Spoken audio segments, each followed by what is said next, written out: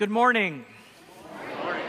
Well, since that first chorus of angelic voices sang about the birth of the Messiah to a group of weary shepherds, this story has always been best told in song. On this joyful day, we join our hearts, our minds, and our voices to sing praise to God in bold defiance of all in us and in the world that works against God's gracious plan.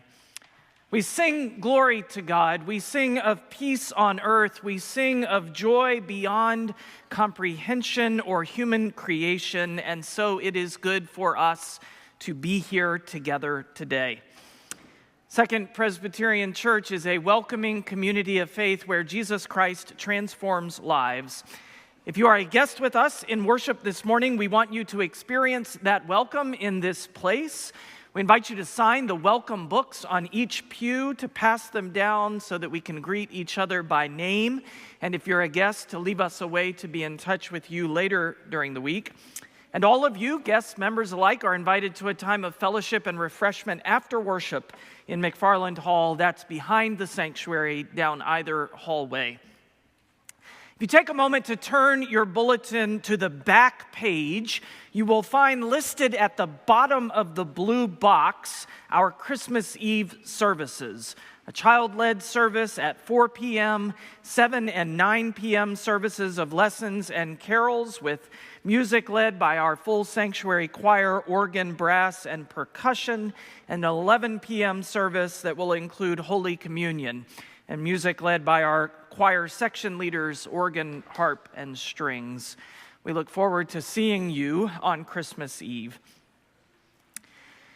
This weekend, like this season at Second Church, has been overflowing with tangible demonstrations of the Spirit at work in this place.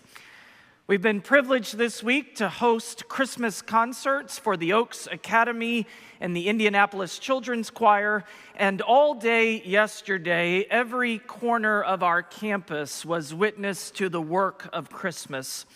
As musicians rehearsed and staff prepared for today's services, dozens of volunteers led by our deacons greeted our Northside neighbors with warmth, gifts for children, clothing, food, and household items.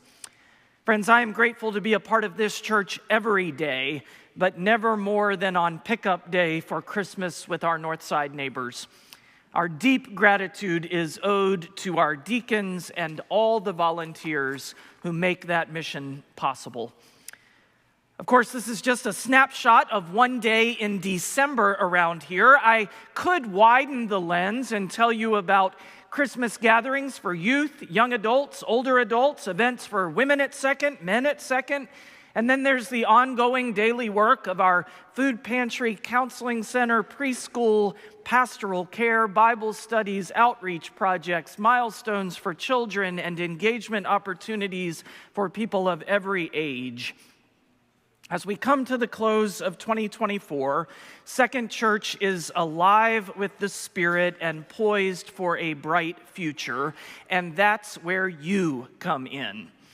I have two specific invitations as we prepare to turn the page on our calendars. First, I invite you to help us end 2024 in a strong financial position. If you find yourself able to make a year-end gift to support the ministry and mission of our church, I hope you'll do that.